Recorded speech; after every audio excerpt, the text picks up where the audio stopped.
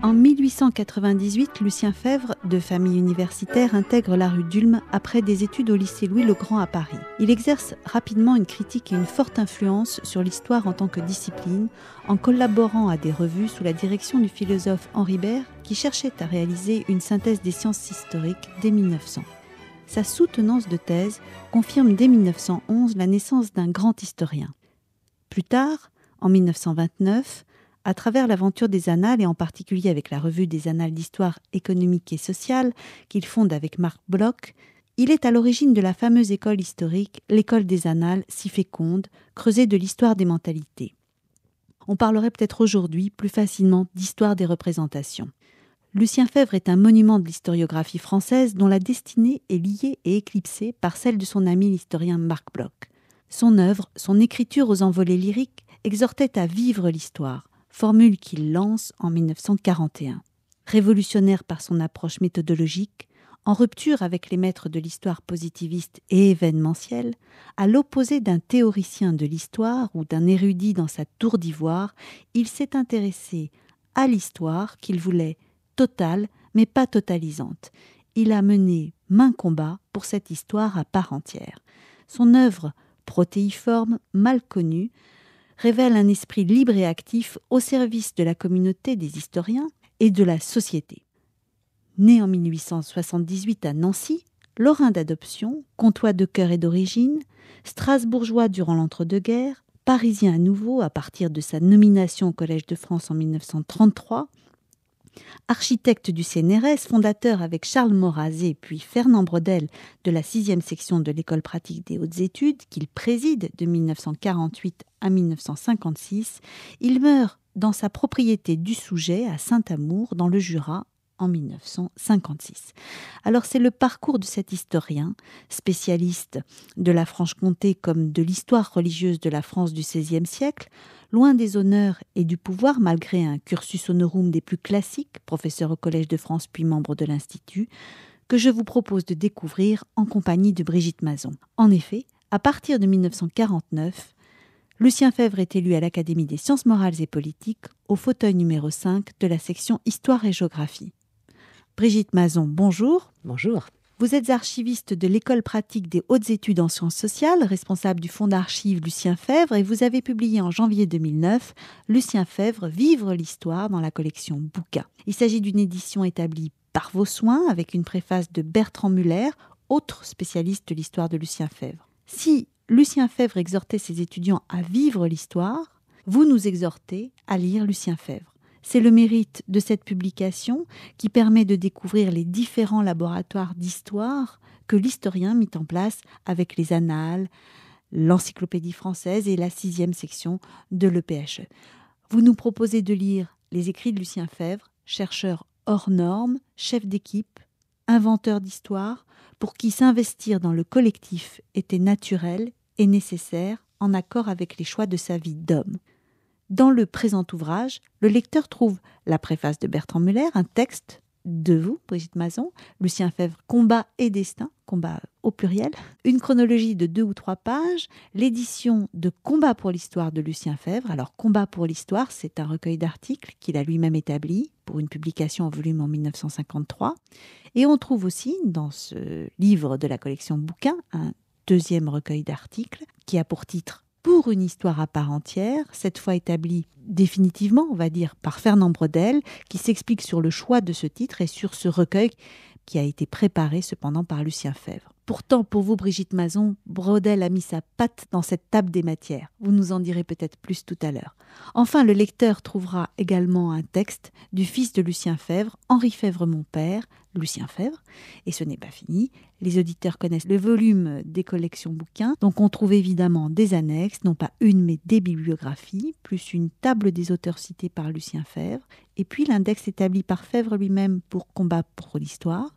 Et enfin, un index établi par vos soins, Brigitte Mazon, sur l'édition du texte Pour une histoire à part entière. Brigitte Mazon, comment et pourquoi est née cette publication d'abord ?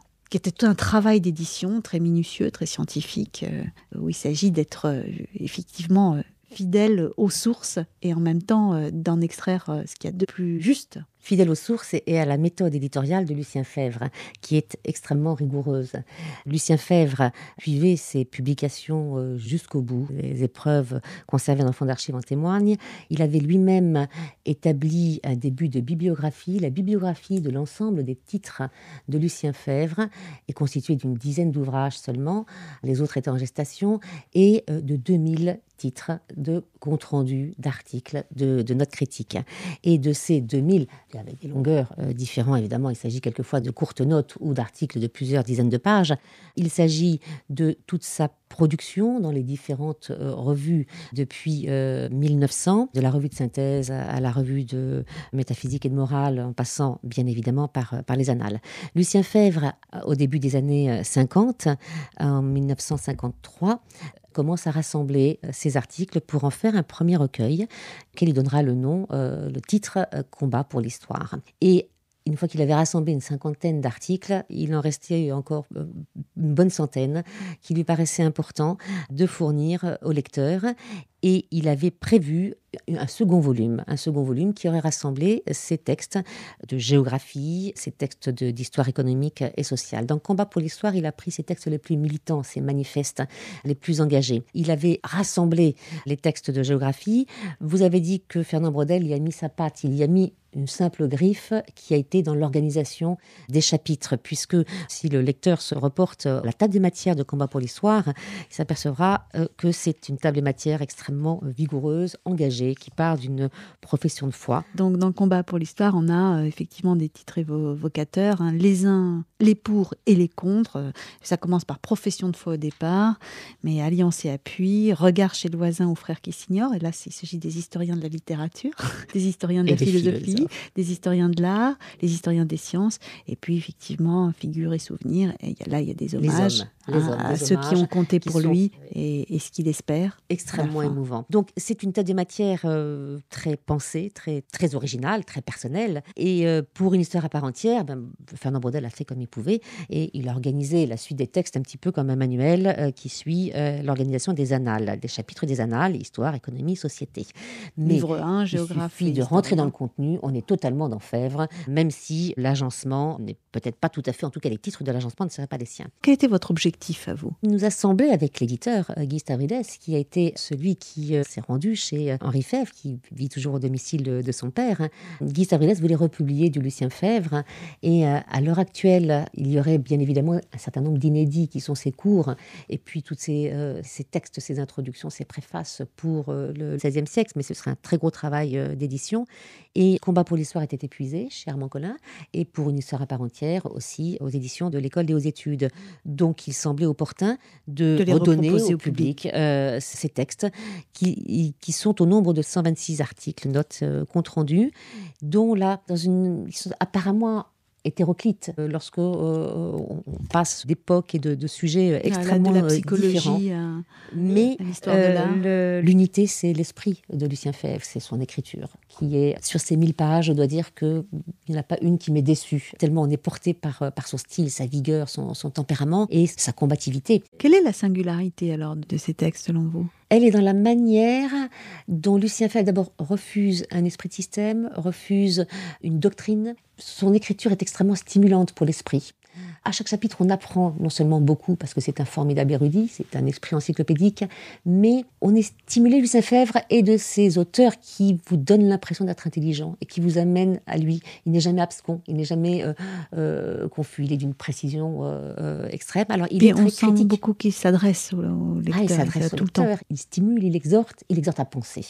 Et c'est là sa plus grande force, et puis il est d'une vigueur constante, étonnante. Vous qui êtes archiviste du fond, justement, Lucien Febvre, dans les documents auxquels vous avez accès, et même dans ces pages, quels sont les documents qui vous ont le plus touché ? Alors Lucien Febvre, il touche beaucoup, parce que Lucien Febvre est un homme d'une grande capacité émotionnelle. Il ne s'épanche pas dans le sens où il ne parle pas de lui, on a peu accès à son intimité. Il dit souvent nous, même quand... Il dit souvent nous, mais il est d'une formidable générosité, il a un cœur immense, il a l'air dur apparemment, il a l'air dur parce qu'il est exigeant, mais quand il aime très fort et il le dit. Et il n'a pas peur de ses sentiments. Donc tout ça dans ses archives, on le voit dans sa correspondance, dans les brouillons de ses lettres, puisque par définition, dans un fonds d'archives, nous avons les lettres reçues. Alors présentez-nous le fonds Lucien Alors Febvre. Ce fonds Lucien Febvre, c'est un fonds magnifique. C'est un fonds magnifique parce que c'est un tout organique. D'ailleurs, cette notion d'organique, elle est très présente chez Lucien Febvre, parce qu'il parle de la vie, et la vie est quelque chose d'organique, avec ces parties qui s'intègrent dans le tout, et là on peut remonter aussi à Michelet. Donc elle est un tout organique, puisque Lucien Febvre, sans être un conservateur maniaque, puisqu'il jetait certainement des choses à ses yeux totalement insignifiantes et probablement insignifiantes. Il savait toujours aller à l'essentiel, et même avec ses papiers. Donc on a dans ce fonds d'archives remarquablement classé par lui dans les détails, certes pas dans un agencement définitif, puisque tous ces papiers se retrouvaient en bas de ses placards, de sa bibliothèque, mais remarquablement classé parce qu'il intitule ses dossiers. Il classe sa correspondance par ordre alphabétique ou thématique selon les besoins. Et on va très facilement à ces données bibliographiques, à ces données biographiques. On parlera tout à l'heure peut-être de la Grande Guerre, puisque là c'est une partie du fonds qui est extrêmement importante. Et puis tous ces dossiers de travail magnifiquement classés, qu'il a alimenté les dossiers de la Franche-Comté par exemple, qu'il a alimenté toute sa vie. Toute sa vie. Au soir de sa mort, il était encore en train de faire des fiches sur la Franche-Comté, puisqu'il avait dans l'esprit de publier une histoire de l'Est, une histoire de la Franche-Comté, et surtout le XVIe siècle. Les fichiers sont Ça immenses. représente combien le volume, de volume? Dans les archives, on parle en mètres linéaires. Oui. Entre ce qui a été donné déjà par le fils de Lucien Febvre, Henri Febvre, aux Archives nationales, et les Archives nationales m'en ont confié le classement, il y a une douzaine de mètres linéaires, et il reste chez Henri Febvre, à rue du Val-de-Grâce, une bonne dizaine de mètres linéaires. Il a conservé les manuscrits, ceux qu'il espère voir publiés, de la correspondance et des choses qui lui tiennent à cœur, dont les archives de la guerre. Et puis, il y a un fonds de photographie. Il a fait conserver les photos. Je ne sais pas s'il était derrière l'objectif lui-même, mais en tout cas, les photos avaient de l'importance pour lui. Et puis surtout, il dessinait. Alors, chez Henri Febvre, on n'a pas tous les dessins, mais peut-être c'est une de ses filles. Il dessinait et il croquait. On y reviendra tout à l'heure, des dessins de champs de bataille qui sont très impressionnants. Il faisait des cartes, il avait une représentation en diagramme, en arbre généalogique. Je vous ai montré tout à l'heure en préparant l'émission, un arbre généalogique de ses affinités intellectuelles. Il avait une représentation organisée et visuelle. Il y a des histogrammes magnifiques où il représente tout le XVIe siècle avec ses différentes entrées. Il aurait voulu faire de l'histoire de l'art. D'abord parce qu'il était aussi fortement déçu de l'enseignement de l'histoire quand il est arrivé au lycée Louis-le-Grand, l'histoire diplomatique, l'histoire événementielle. Il aurait voulu s'orienter vers l'histoire de l'art. Et puis, il s'est arrêté dans son élan puisqu'il s'est rendu compte qu'il était daltonien, qu'il voyait mal les couleurs. Alors, on ne s'en rend pas compte au niveau de ses dessins, qui sont très beaux, mais lui a renoncé à cette vocation d'historien de l'art pour devenir historien généraliste, dit-on. Et dessiner même des arbres, vous m'avez raconté ça. Il dessiner des arbres magnifiques, son cèdre. Le cèdre de sa propriété. De sa propriété Saint-Amour. Il a dessiné ce cèdre qui a aussi une histoire pas très seulement touchante. Des histogrammes. Non, pas seulement ces arbres. Et il taillait ces arbres. C'était un homme de la terre. Alors, c'était aussi, donc on va revenir à son travail d'historien et à son souci scientifique d'indexation. Parce que justement, dans ce volume, on voit tout ce travail. Qu'est-ce que vous pourriez nous préciser, nous présenter? Parce que vous avez souhaité, dans l'édition présentée, justement faire figurer à la fois l'index qu'il a réalisé, et vous-même, vous avez dû en réaliser un pour une histoire à part entière. Alors, ça a été la quadrature du cercle. Il a fallu toute la patience de l'éditeur pour faire et défaire et remettre l'ouvrage sur le métier, puisque normalement, on a un seul index à la fin d'un volume. Lucien Febvre avait indexé lui-même Combat pour l'histoire d'une manière totalement personnelle, et ça faisait partie de l'œuvre. On ne pouvait pas sacrifier la manière dont Lucien Febvre s'était indexé lui-même. Et d'ailleurs, on a remis un facsimilé pour bien prouver que c'était bien lui. Donc, il fallait respecter ça, mais on avait à ce moment-là 500 pages non indexées qui sont le volume posthume de Pour une histoire à part entière. Donc, dans un premier temps, j'ai intégré mes entrées d'indexation dans celui de Lucien Febvre. C'était catastrophique. Donc, il a fallu respecter celui de Lucien Febvre et revoir simplement la pagination et faire un autre index pour la seconde partie du volume. Et dans ce second index, j'ai adopté le vocabulaire de l'époque, celui de Lucien Febvre. Je n'ai pas modernisé les entrées de l'index. Mais pour Lucien Febvre, par exemple, c'est un index commenté. Pour Michelet, par exemple. Michelet Michelet, définition des comptoirs, préceptes et méthodes et notes de cours sur le romantisme, et puis compris par Houpnel, mais non par les incultes. Tenait à enseigner la philosophie. Donc son index, c'est un index commenté. Des Ou notes alors, à un aussi, moment, ouais. on a une entrée d'index sur Dieu. Alors, je me suis demandé, Dieu seul, on a simplement Dieu seul. Et si on se reporte à la page Dieu seul, on s'aperçoit qu'il propose de mettre une autre pancarte dans l'alcôve des anciens en Franche-Comté et de mettre l'homme seul, puisque pour Lucien Febvre, l'histoire, c'est l'histoire de l'homme. Et son seul Dieu, ce serait l'homme, en quelque sorte. Alors, on voit que effectivement, ce travail scientifique, et puis parce que dans la méthodologie aussi qu'il a initié, ce travail d'index est primordial. Donc là, remercie les éditions Robert Laffont d'avoir publié l'ensemble, c'est-à-dire les textes et ce gros travail Et d'avoir d'indexation, accepté accepté, puisqu'on voit l'historien à l'œuvre, grâce aussi à ça. Grâce à cette, c'est plus que du complément. Brigitte Mazon, pourquoi ce titre « Vivre l'histoire » formule de Lucien Febvre en 1941. Est-ce que vous pouvez nous présenter ou nous contextualiser un petit peu et nous expliquer « Vivre l'histoire » ? Puisque nous ne pouvons pas prendre l'un ou l'autre des titres, il fallait en prendre un troisième. Et parce que vivre l'histoire, c'est en filigrane dans toutes les pages. Lucien Febvre est tellement investi dans l'histoire, dans cette carrière, dans cette mission. Et c'est une conférence qu'il prononce en 1941 à l'école normale devant de jeunes normaliens, ceux qui étaient restés à Paris, trop jeunes pour être au front. Alors, votre position justement au cœur des archives nous permet de faire une belle émission, un peu différente par rapport à d'habitude. Vous avez préparé une sélection de textes, justement, des textes de Lucien Febvre pour cette émission qui vont nous permettre de tracer un portrait en faisant parler Febvre lui-même. J'invite donc les internautes à un parcours tout en lecture, là ça va être des extraits, pour découvrir ou redécouvrir la pensée de Lucien Febvre et la pensée de cet historien, mais dans laquelle j'espère qu'on verra justement l'homme, sa droiture, sa justesse, son esprit et un petit peu de l'esprit des annales. Donc c'est là notre objectif. Grâce à cette sélection, on pourra peut-être comprendre ce qui a fait rayonner la France sur le plan intellectuel au niveau international pendant très longtemps et qui a été si fécond. Alors peut-être pour revenir au titre, mais aussi à ce qui fait l'essentiel, on va peut-être présenter le premier texte, « Vivre l'histoire ». D'où ça vient ? Où est-ce qu'il l'a dit ? Où est-ce qu'il a prononcé cette formule ? Pour faire de l'histoire, tournez le dos résolument au passé et vivez d'abord. Mêlez-vous à la vie intellectuelle sans doute, dans toute sa variété. Historien, soyez géographe, soyez juriste aussi et sociologue et psychologue. Ne fermez pas les yeux aux grands mouvements qui, devant vous, transforment, à une allure vertigineuse, les sciences de l'univers physique, mais vivez aussi d'une vie pratique. Ne vous contentez pas de regarder du rivage paresseusement ce qui se passe sur la mer en furie.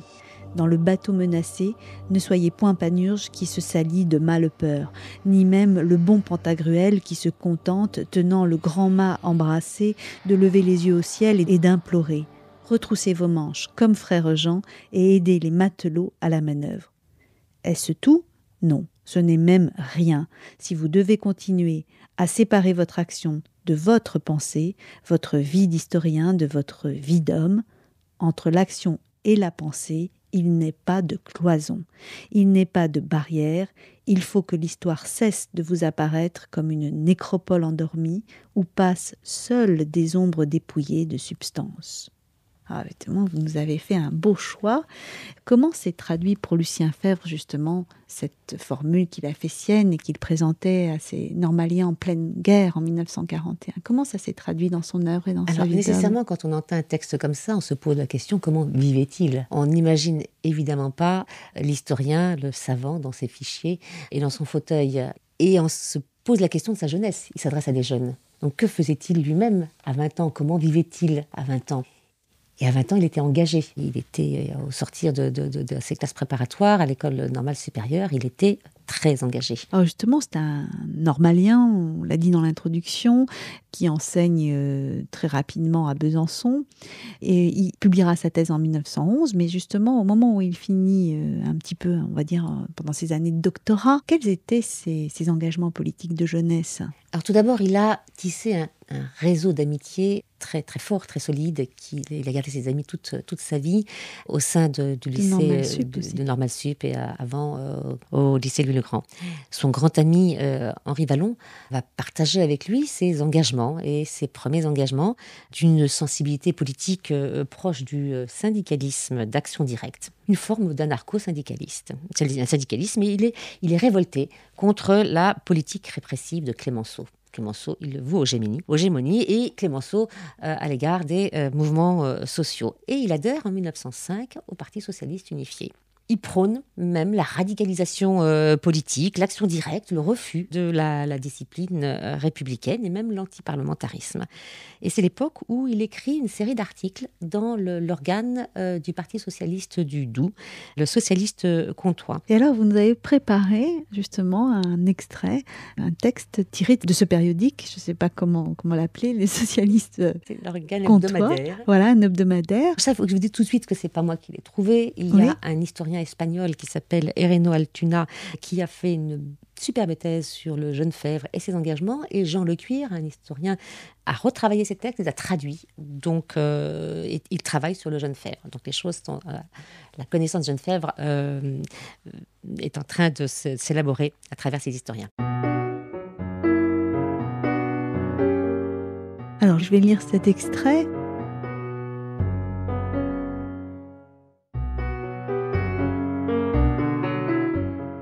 Nous nous sommes souvent heurtés à ce préjugé que la révolution serait faite, qu'elle se ferait automatiquement le jour où les socialistes seraient au Parlement la moitié plus 1. Faut-il donc nous heurter à ce second préjugé, que la révolution serait faite, qu'elle serait faite automatiquement le jour où la presque totalité des travailleurs serait englobée dans des syndicats riches ? Mais regardez donc l'Allemagne, ses millions de socialistes, ses millions de syndiqués.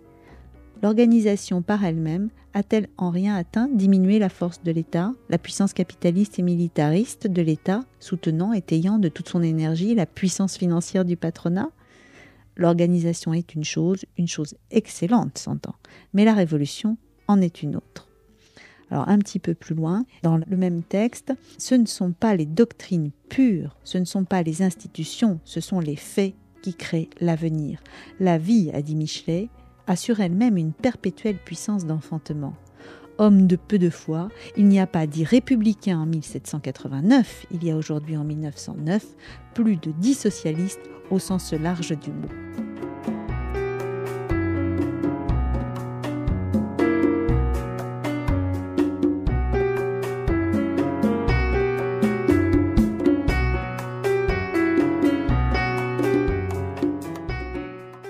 Alors, Brigitte Masson, quand on lit ce texte, on est quand même impressionné de son militantisme, de son engagement très vindicatif. Alors, on reconnaît déjà son style, c'est du Lucien Febvre. Et il faut dire que son militantisme politique radical, aussi radical, s'arrêtera vers 1910. D'abord, il se remet à la fin de la rédaction de sa thèse. Parce que là, il est en thèse. Voilà. Et puis, mais on constate dans ses écrits ultérieurs quand même des résurgences, des persistances de ses engagements de jeunesse. Déjà Michelet. Voilà. Et en particulier dans son attachement à la figure de Proudhon, sans parler de son admiration continue pour Jaurès.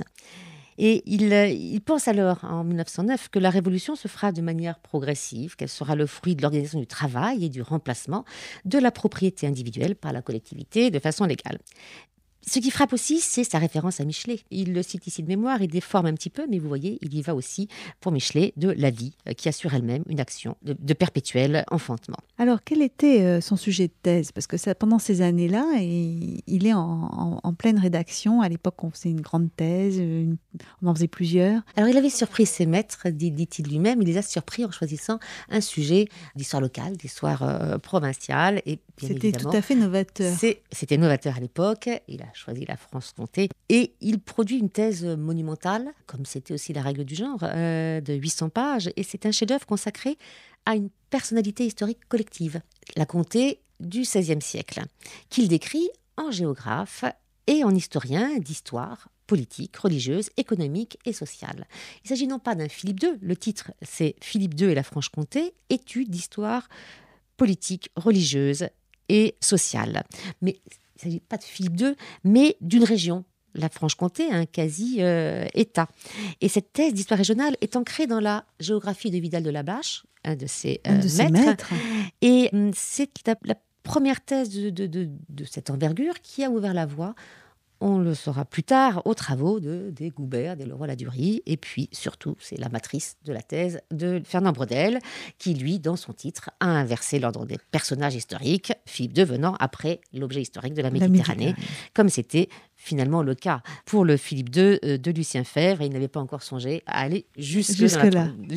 Alors, vous avez choisi un extrait de sa grande thèse, qui est en fait la conclusion de l'avant-propos, que je vais lire, où on voit effectivement là aussi déjà un grand historien. On y voit sa vision de l'histoire.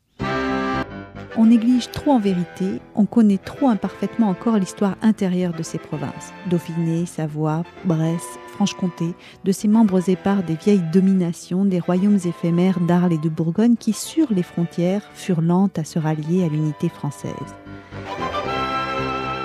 Pays rude dont on sait le rôle protecteur, on en signale avec Michelet le vigoureux génie de résistance et d'opposition. On leur sait gré d'avoir abrité de leur corps, préservé des coups les plus rudes, les terres fécondes des fruits de la pensée, auxquels leur existence souffrante et tourmentée permit de cultiver, dans une paix relative, la fleur délicate de la civilisation. Mais leur passé encore a un autre intérêt. Ces terres françaises subissent, au cours de leur histoire indépendante, des influences extérieures très diverses. Ainsi, proches à la fois et différentes des provinces plutôt ralliées au royaume, elles peuvent fournir souvent aux historiens de la France des témoignages utiles, des rapprochements féconds. Elles sont dans une certaine mesure comme autant de champs d'expérience et de comparaison installés, maintenus aux frontières par la vie et par les siècles mêmes. Donc là, on voit bien que d'abord, il y a déjà cette notion de civilisation et puis que c'est un homme de la frontière.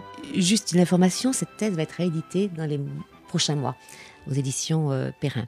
Oui, c'est un homme de la frontière, c'est un homme de l'Est. Et bien, il sera mobilisé quelques années plus tard. Effectivement, il est envoyé au front, il est mobilisé pendant toute la durée de la guerre. Brigitte Mazan, justement, qu'est-ce que disent les archives du Fonds Lucien Febvre sur cette période douloureuse ? Alors, les archives disent beaucoup plus qu'il n'en dit lui-même. Parce qu'il n'a pas laissé de journal, il n'a pas laissé de témoignage. Il n'a pas laissé de témoignage. Il en a même, semble-t-il, relativement peu parlé. Mais les archives sont formidablement riches, puisqu'il a tout conservé. Il a conservé ses dossiers de commandant d'une compagnie de mitrailleurs. Il a ses carnets de route. Vous avez parlé de dessins tout à l'heure. Ses dessins, parce que dans les tranchées, quand il pouvait monter en surface et dessiner les prés, il y a un dessin superbe où on voit comme un sillon la trace de la tranchée et il surplombe et il y a les arbres. Il y a des dessins superbes. Il fait des croquis du champ de bataille, du tir des mitrailleuses. Et puis, quand il perd des hommes, d'ailleurs, on a toujours tout son bataillon précis. Et puis, il y a ces schémas des positions. Et le nom des hommes qui meurent au combat. Le nombre d'enfants, d'orphelins laissés derrière eux. On a l'épitaphe des tombes, les lettres des veuves. C'est des dossiers extrêmement troublants et des photos, beaucoup de photos. Alors pour lui, ça a été une expérience marquante. Et sur son œuvre, comment ça se traduit ? Vous avez sélectionné justement un extrait de l'histoire dans le monde en ruine en 1920. Ça date de 1920, oui. Évidemment, il sort de la guerre. Oui. Et il est nommé professeur à Strasbourg, là, cette fois. Et il fait cette conférence qui s'appelle « L'histoire dans le monde en ruine ». Je vais peut-être en lire tout de suite un extrait. Oui, parce qu'il sort de ces forêts de cauchemars. Et vous me demandiez ce que ça avait révélé. En tout cas, une chose qui a été révélée, mais qu'on voyait déjà avant, que c'est un meneur, c'est un leader. Il a un tempérament de chef et d'organisateur. Ça, on le voit. Et l'ardeur patriotique des gens de l'Est. Voilà. Il n'y a pas un instant. Et puis là, il est à Strasbourg. On va justement lire le texte.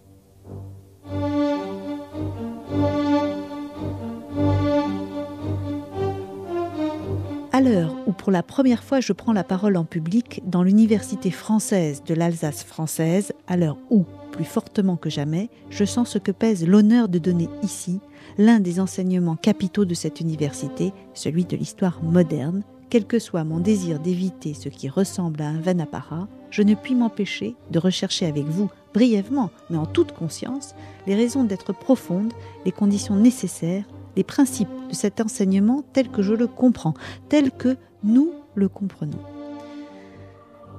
Ai-je droit, historien que j'étais, de reprendre aujourd'hui ma besogne d'historien.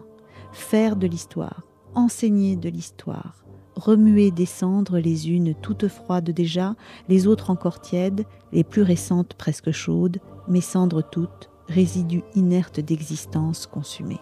Et quelle tâche plus belle, à la fois et plus aisée au lendemain de la victoire, alors que le prestige du triomphe porte tout naturellement la France sur le devant de la scène, quelle tâche plus belle et plus pressante ici, surtout dans cette Alsace sevrée pendant presque un demi-siècle de paroles et de pensées françaises, assiégée par les 1000 mensonges et les 1000 astuces d'un vainqueur sans scrupules, d'autant plus avide d'entendre enfin la vérité française.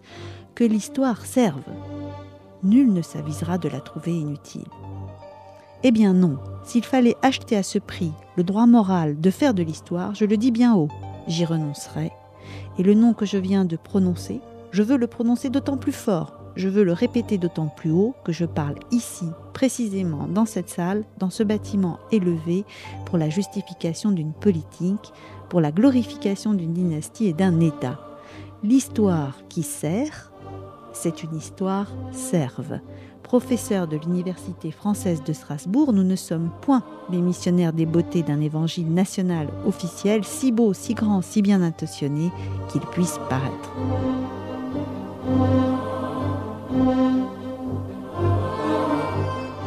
Brigitte Mazon, on voit que Lucien Febvre, effectivement, est un meneur d'hommes. On sent tout son patriotisme. Quel fut le rôle de Lucien Febvre à l'Université de Strasbourg ? C'est une période un petit peu particulière où il y a vraiment des rénovateurs qui arrivent là à Strasbourg sur le plan universitaire. Quel fut son rôle ? C'est le grand renouveau de l'université dans l'Alsace libérée.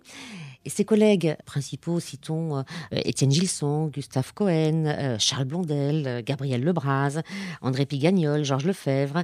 Et à Strasbourg, et puis le jeune Marc Bloch, enfin je dis jeune, il avait 8 ans de moins que Lucien Febvre. À Strasbourg, donc, Lucien Febvre laisse ses marques d'organisateur par la création d'un institut d'histoire moderne et l'organisation même des enseignements. Il propose la coordination des études, l'ordre des disciplines et des cours. Il préconise des ponts, des voies de passage entre les différents centres et exige que tout cela soit rendu visible et tangible par une affiche, ce qui était novateur. Et ce qui révèle une fois de plus son tempérament classé, ordonné, organisé, affiché. Et c'est ainsi qu'il agit toujours en entrepreneur. Quel est à ses yeux l'ouvrage qui comptait le plus ? C'est-à-dire, parmi ses publications, durant cette période strasbourgeoise, quel fut à ses yeux l'ouvrage qu'il a écrit ? Alors, tout d'abord, il doit achever ce qui était un petit peu devenu un pensum. Il s'était engagé auprès d'Henri Baird pour la collection L'évolution de l'humanité, un volume sur la Terre. Il doit l'achever, il l'achève en 22, avec l'aide d'ailleurs un petit peu, semble-t-il, de son épouse Suzanne, qu'il a épousée en 1921 et qui était normalienne, agrégée d'histoire. Donc, il termine ce travail avec l'aide d'un jeune de bataillon. Et dans la Terre, qu'il a largement modifié après-guerre, c'était presque fini avant-guerre. Et son propos, c'est d'écarter le déterminisme morphologique pour développer le possibilisme. Mais on ne va pas rentrer là. L'ouvrage le plus important, c'est son Luther, Un destin, Martin Luther. Et un ouvrage de 1928. Oui. En 1928. C'est lui qui s'exprime, donc c'est toujours Lucien Febvre, avant-propos à la première édition. Une biographie de Luther ? Non. Un jugement sur Luther ? Pas davantage. Dessiner la courbe d'une destinée qui fut simple mais tragique, repérer avec précision les quelques points vraiment importants par lesquels elle passa, montrer comment, sous la pression de quelles circonstances son élan premier dut s'amortir et infléchir son tracé primitif. Poser ainsi, à propos d'un homme d'une singulière vitalité, ce problème des rapports de l'individu et de la collectivité, de l'initiative personnelle et de la nécessité sociale qui est peut-être le problème capital de l'histoire, tel a été notre dessein.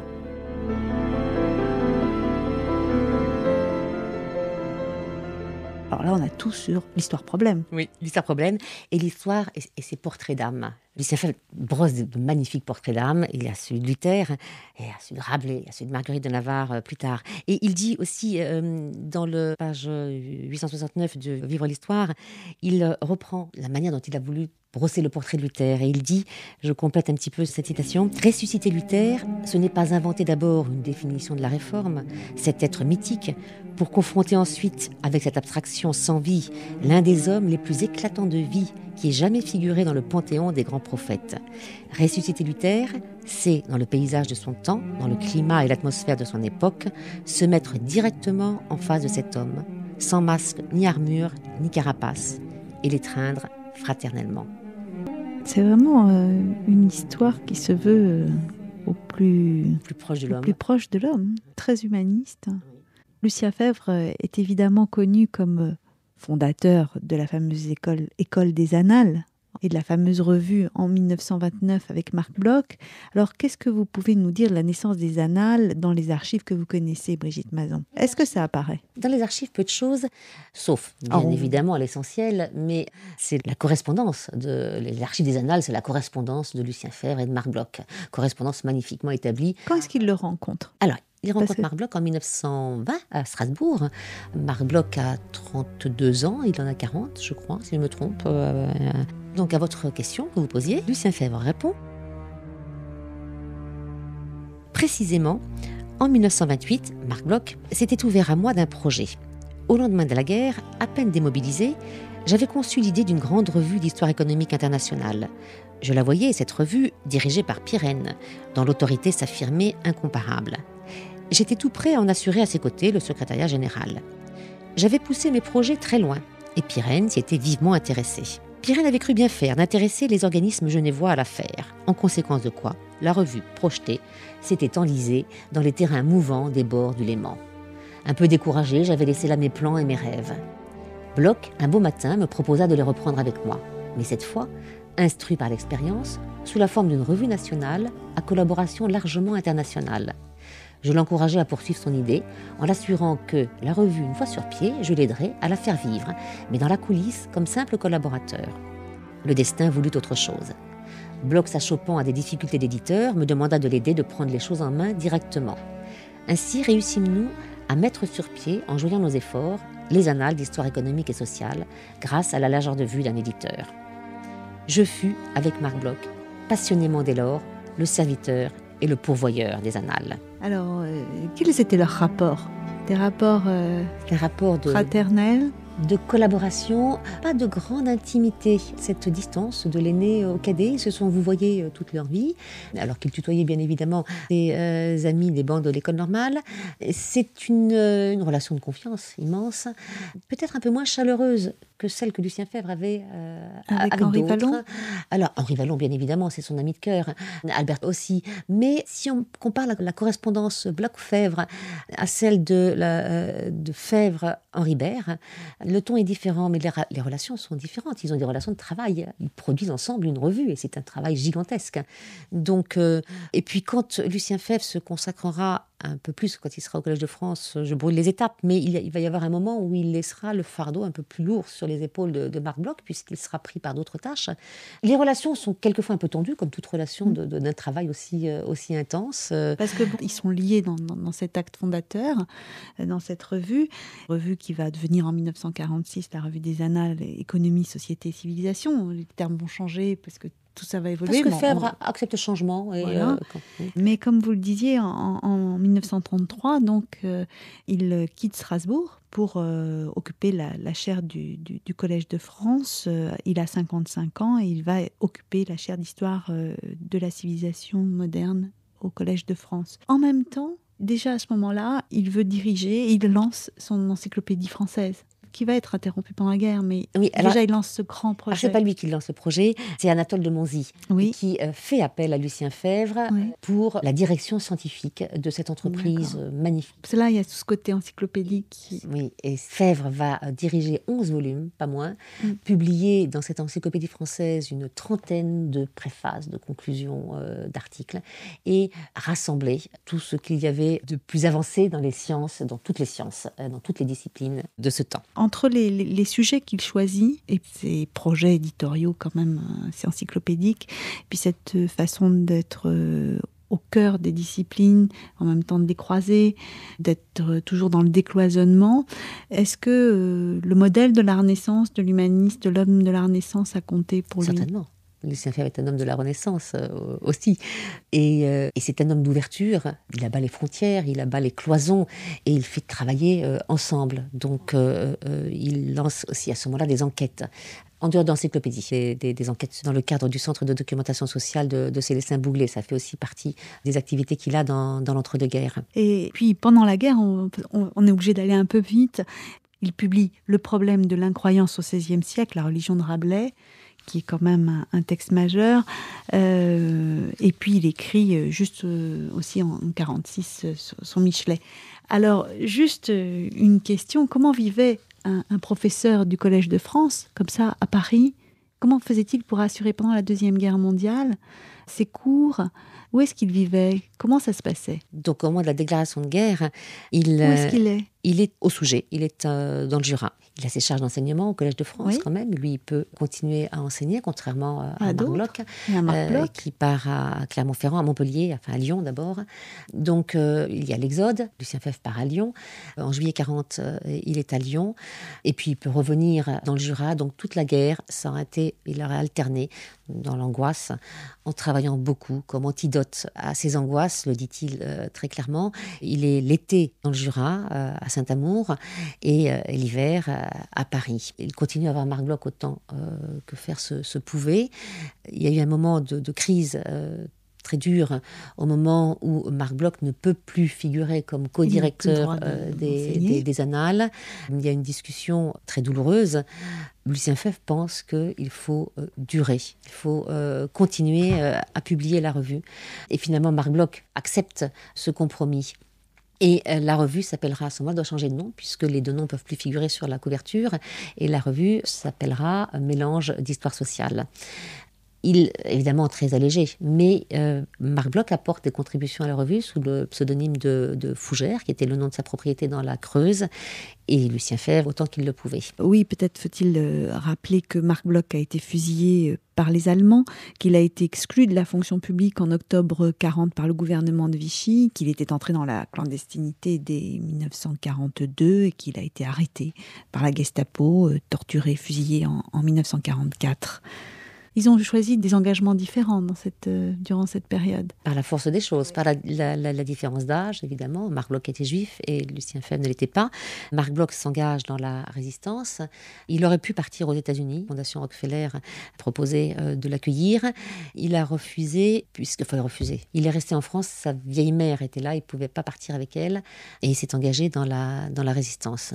Lucien Febvre, lui, a eu une autre forme de résistance, incomparable, bien évidemment. Ne nous trompons pas d'évaluation, quoique ce n'est pas à nous de juger.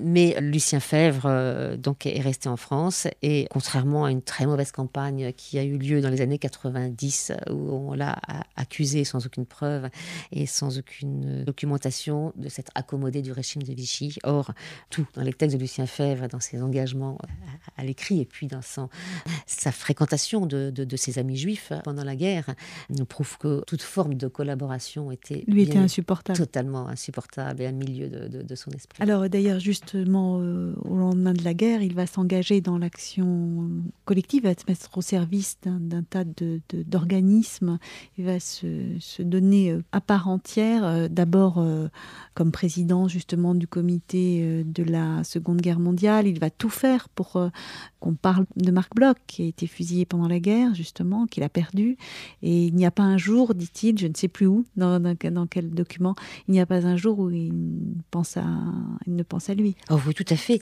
Il le dit, Marc Bloch est fusillé à Lyon par la Gestapo le 16 juin 1944, et Lucien Febvre lui consacra des pages très fortes d'admiration et d'émotion.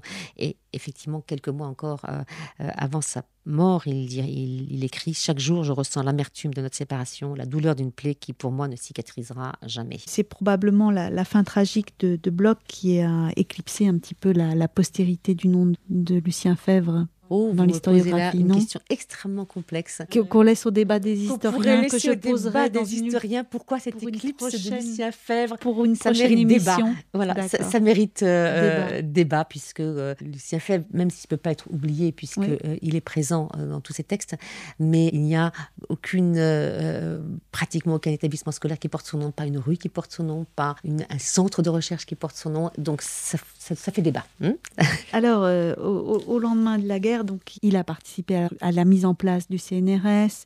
Il est président du comité d'histoire de la Seconde Guerre mondiale. Voilà. Il crée aussi la 6e section. Ça, c'est un petit peu chapitre. Après. Ça fait pas débat, mais il faudrait peut-être en parler longuement. Avant d'arriver en 1949, alors, il laisse sa place au Collège de France. À Fernand Braudel, à l'âge de la retraite, à 70 ans. De la retraite. Et puis en 1949, il est élu à l'Académie des sciences morales et politiques. Alors, est-ce qu'on dit un mot quand même de la création de la 6e section ? Oui, la création de la 6e section, c'est tout un chapitre. Il est l'architecte de la 6e section, même si, on peut lire dans ses textes, il récuse cette notion d'être le seul. Théorie créatrice. Il n'est pas le seul, bien évidemment. Dans les faits, il est inséré dans un réseau de relations, et c'est Charles Monrazet qui porte le bébé, le cadeau d'Amérique, qui lui remet entre ses mains. Mais il en est totalement l'inventeur, dans le sens où il en est l'inspirateur. Toujours dans cette manière d'abattre les cloisons, et il dit lui-même que quand on voudra bâtir le palais, on fera venir un architecte qui dressera son plan et fera jeter d'abord par terre tous les pans de murs disparates dont on aura encombré son terrain. Commençons-nous par le commencement, par les plans d'architecte. Alors évidemment, ce n'était pas dans du dur, ces plans d'architecte, puisque la 6e section s'est créée sans feu ni lieu, sans local propre, et avec des moyens extrêmement limités. Quelques subsides qui venaient de la Fondation Rockefeller, c'est aussi tout un chapitre. En tout cas, il a refait une affiche à ce moment-là, comme ce qu'il faisait à Strasbourg, mais là, il est complètement maître du jeu. Et la première affiche de la 6e section est un véritable manifeste. C'est un programme. Et c'est un programme dont l'articulation en 6 points n'est pas sans rappeler, évidemment, les annales, que ça devienne non plus un manuel. Et c'est un programme qui déshabille les cadres disciplinaires. Là, je ne veux pas rentrer dans les détails. En tout cas, à ce moment-là, il attire dans cette jeune 6e section des enseignants de tous les horizons dans un brassage disciplinaire et institutionnel unique. Les uns sortent des facs de droit, des facs de lettres, du CNAM, tout en restant attachés à leur institution d'origine. Et comme la tradition de l'EPHE n'exigeait aucun diplôme pour le recrutement des maîtres, ni pour celui des élèves, il y a eu là des possibilités d'ancrage institutionnel de personnalités scientifiques non titulaires de l'agrégation. L'agrégation, d'ailleurs, un célèbre article de 1937 signé avec Marc Bloch contre l'agrégation et les écoles un peu dans la veine de ce qu'il écrivait avant la Première Guerre mondiale. Donc cette 6e section doit entièrement à Lucien Febvre, sa naissance, son esprit et son dynamisme, le dynamisme de cet homme qui avait déjà plus de 70 ans et qui préside jusqu'à sa mort en 1956. Il entre à l'Académie, il est élu en 1949 au fauteuil numéro 5. La section d'histoire et géographie a 8 fauteuils à l'Académie des sciences morales et politiques. Et Lucien Febvre occupe le fauteuil numéro 5, un fauteuil qui a été occupé avant lui par Guizot, qui a permis la recréation des sciences morales et politiques que Napoléon avait supprimé par crainte de ses esprits trop critiques. Mais c'est un clin d'œil de l'histoire. Le fauteuil a été occupé ensuite par Fustel de Coulanges, par Albert Sorel, par Paul Vidal de Lablache, on suppose que ça a dû lui faire plaisir. Ensuite par Émile Bourgeois. Alors là, je crois qu'il était très en distance avec lui. Il le traite de 10e de Dieu, alors que Albert Sorel est un demi-dieu et Émile Bourgeois un 10e de Dieu.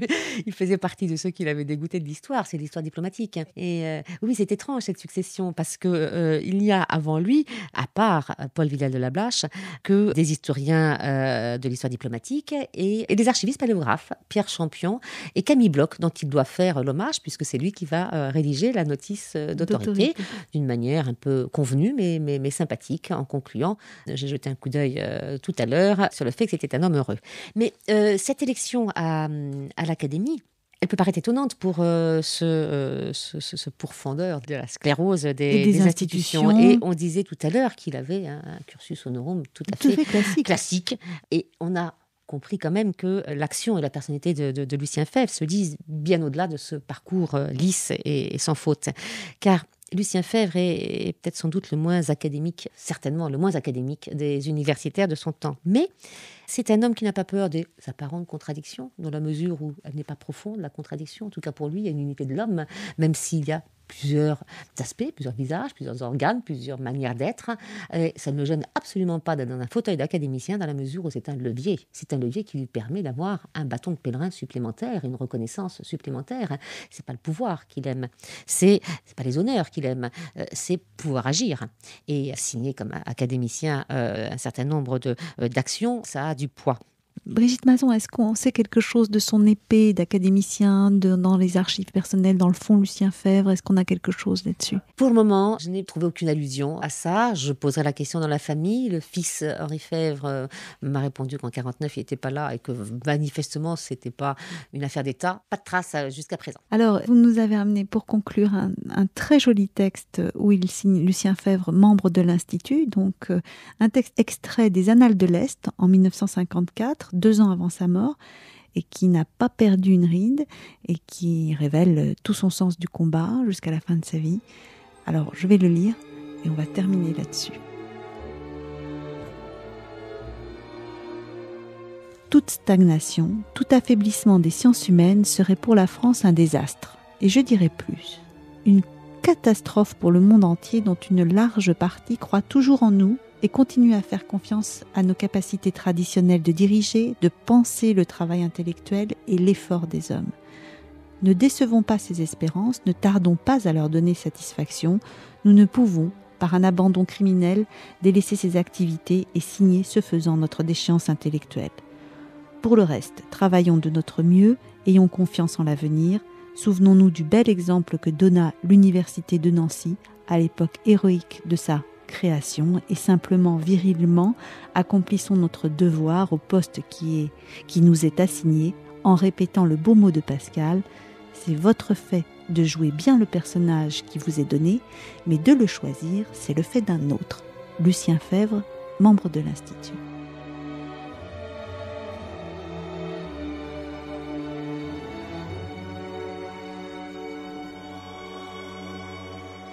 Brigitte Mazon, merci beaucoup pour toute cette sélection d'extraits qui nous montre un Lucien Febvre par Febvre lui-même. Merci. Vous venez d'entendre une interview de Brigitte Mazon à propos du livre Lucien Febvre, Vivre l'Histoire, publié en janvier 2009 dans la collection Bouquins chez Robert Laffont.